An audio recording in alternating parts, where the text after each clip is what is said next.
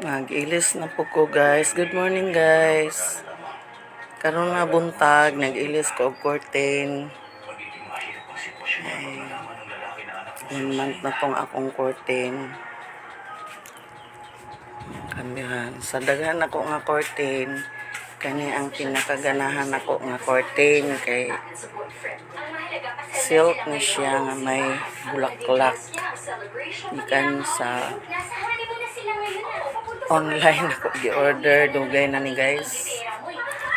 Mga pila na katuig, 5 years. Sobra pa.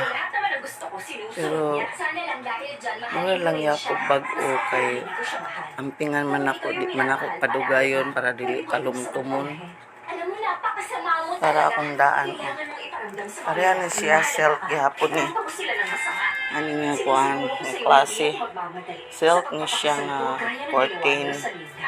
Paghihintay ako na magkaroon ng isang magkarbong kasal. Kahit pa yung si Animal mabaon sa utang mabayaran lang Ano po siya? Pareha na siyang klase. Ano na nangyari ngayon, Palere?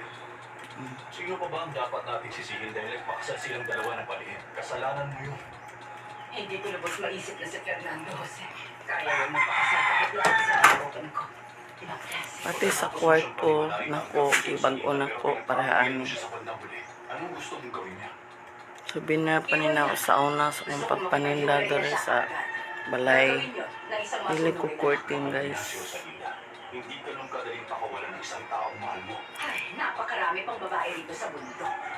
At kung sino pang ayoko, siya pang nagustuhan niya. Dahil pinagmamalaki Bulay.